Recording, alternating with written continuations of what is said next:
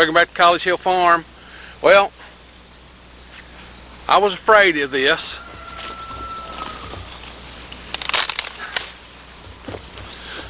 This is the prettiest ear of sweet corn that I saw. I pulled off 4 ears. We were in the middle of a drought. I planted this sweet corn the last week of May, and up until like June the 16th, we hadn't had a 1/4 of an inch of rain. Okay? And the sweet corn was starting to tassel. It was 2 feet tall and starting to tassel. This is my corn. It's done. All it's going to do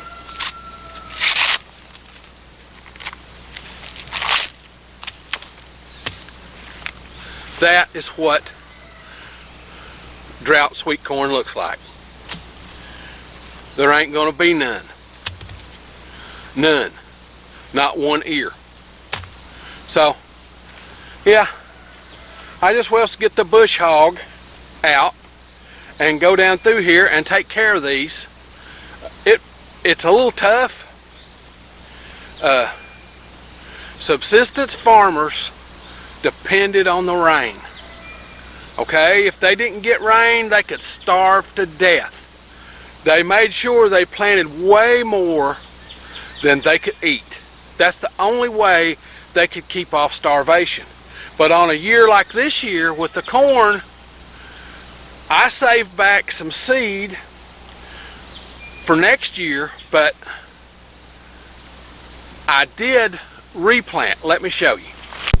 I planted this corn July, I think the 16th.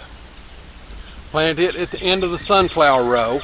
And then over here we did an experimental corn row. Let me show you.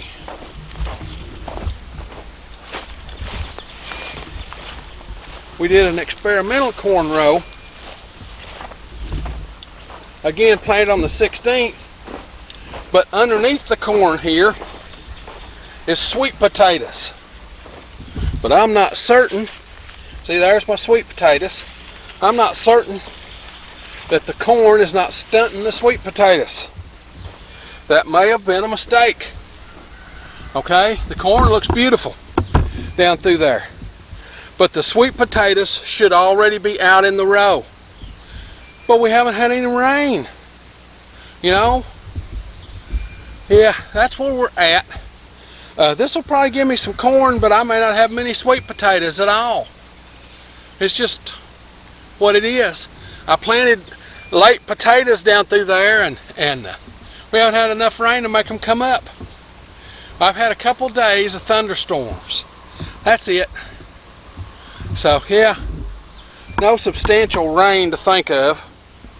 But these have still got months to go. This is August the 12th or 13th. Maybe it's the 13th. These still got a month or so to go. 2 months. So we'll see how it goes.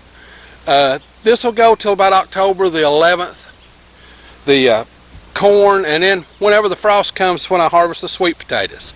So yeah, my 14-foot tall sunflowers are just starting to put on heads. See that one there? So they're gonna be doing their thing.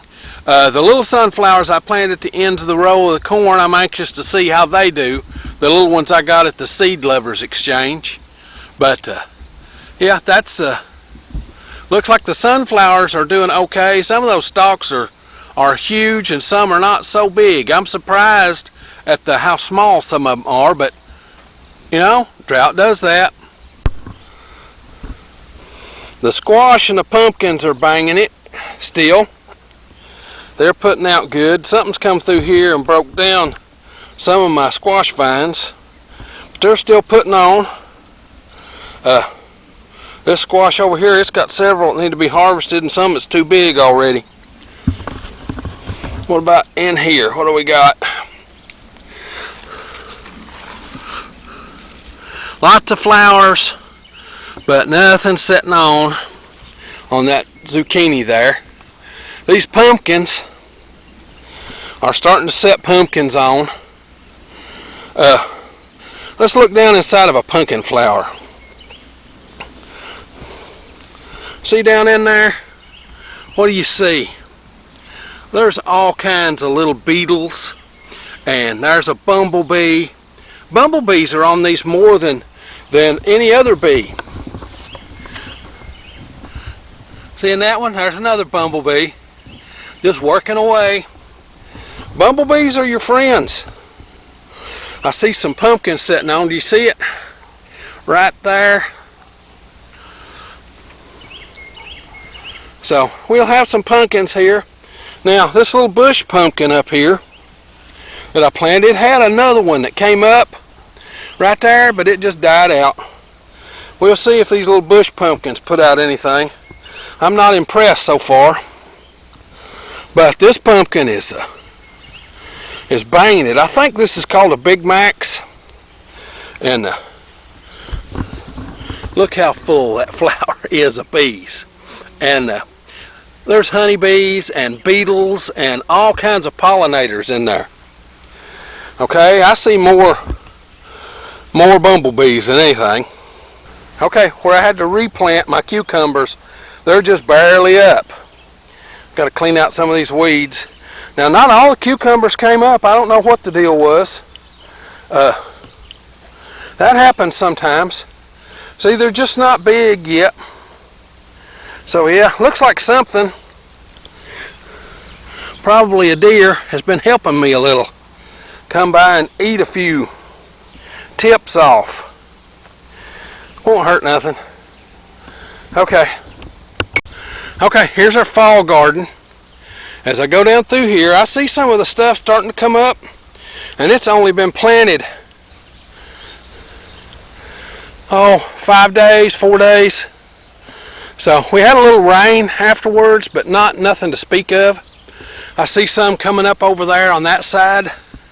Let's go see if the beans are coming up. Okay, I see some beans coming up. Let's walk down through here. See them here? They're plumb on top of the ground. There's some that didn't get covered. Cover those up. You can see them down through there. They're starting to do their thing. It'll take them a little while. These up here, yeah, there's a few just starting to come up. It's been 4 days since I planted them. Maybe 5 days. So it'll take them a little bit. Oh, time to harvest more tomatoes. Okay, there's these big old heirlooms. I just love them things. There's lots of them down through there. Lots and lots and lots. I know you see weeds. That's not a problem. Alright? There's plenty of tomatoes down in there to harvest. Okay? Let's talk about stuff. Okay, here I sit with an empty tractor bucket. Each one of those rows of corn should have given me a full tractor bucket of corn. And my tractor holds somewhere around 28 dozen ears or 30 dozen ears of corn.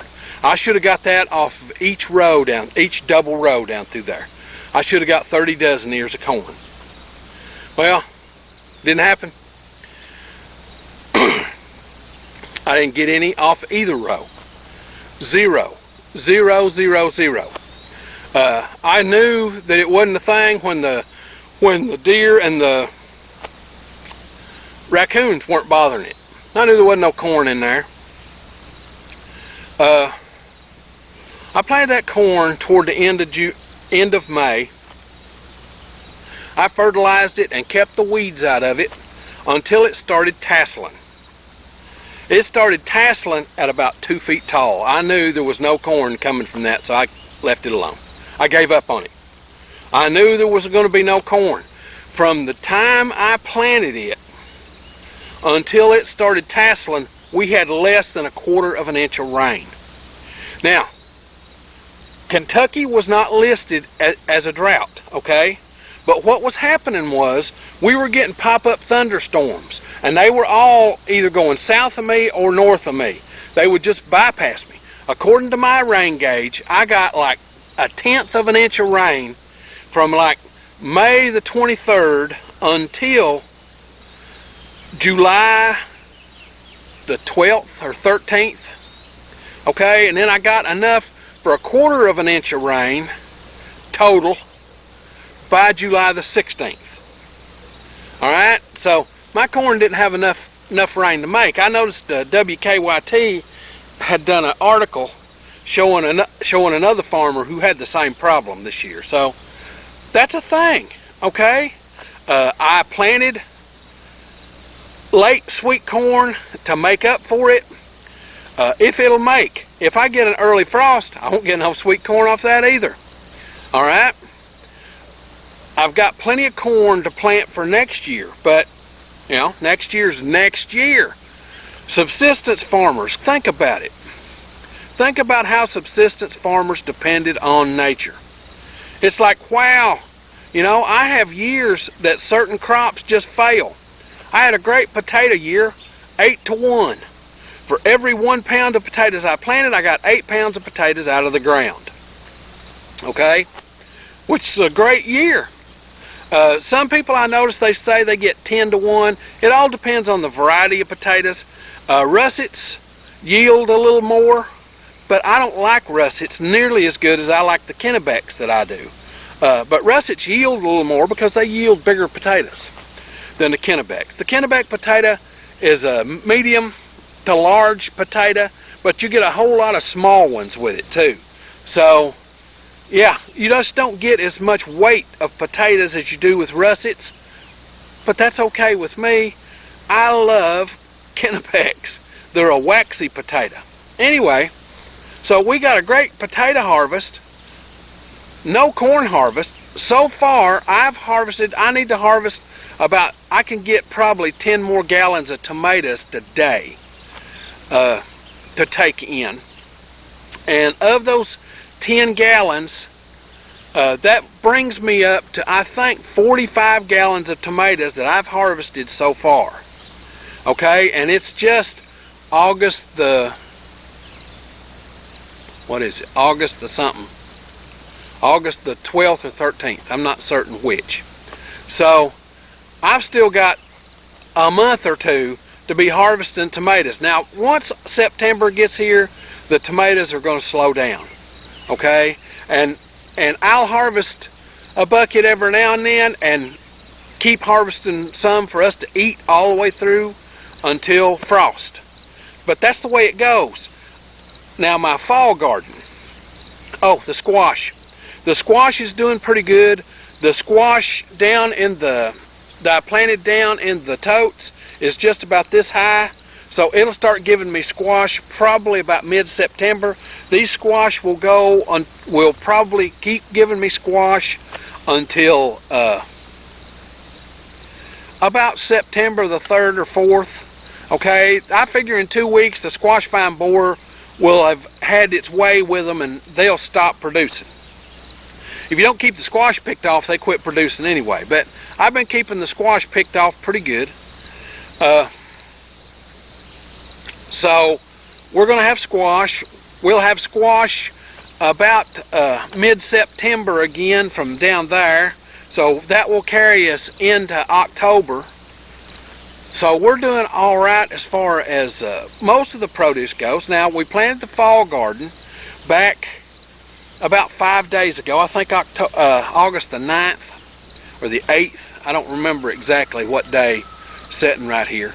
But we planted those and they're just starting to come up. You saw the bean rows, how they're starting to come up. It takes the turnips and the kale and the mustard and the radishes and all that stuff a couple of extra days to come up, but I haven't had any rain since they were there, since I planted it. Okay, I get a good rain and they'll all just bust up in the ground. We're getting heavy dew. We get a heavy dew in August. In the fall, we get heavy dews. So what I've got to do next is I ran over a stupid potato cage, or tomato cage. You know those tomato cages I make? They're big and made out of concrete wire. Well, I ran over one with my bush hog. I hate doing stupid stuff. But, you know, stupid stuff happens. So, that's what I've got to do this morning. I've got to go get that bush hog, lift it up, turn it over, and get that cage cut off, because you can't just unwind it. That wire's too heavy. I'll have to get out the bolt cutters and cut that wire off, and then I'll probably have to fill the bush hog back up with the oil for the rotary part. So yeah, that's the way life goes on a homestead. You're at the will of nature. Sometimes you're at the will of the dumbness of man. And imagine subsistence farmers out on the prairie that didn't have a grocery store. Imagine how a corn harvest like that would be to them. Okay? They wind up shooting their oxen in the middle of the winter to survive. Okay? And then they've got to figure out a way to get oxen back to plow their fields again. So yeah, it was a tough life. I can't imagine what that might have been like. Now, if you like this stuff, this homesteading, do-it-yourself kind of thing, be certain to come on out to the channel and subscribe. We do this homesteading stuff every week. Sometimes 1, sometimes 5 videos. Just depends on what's going on in the homestead that week. Now, if you hit the little bell, it'll be right up here. It'll notify you when we upload a video. We upload on Sundays, Tuesdays, and Thursdays, and the occasional short on Saturday. Now, with that being said, it's time for me to get on to the next thing. Love y'all.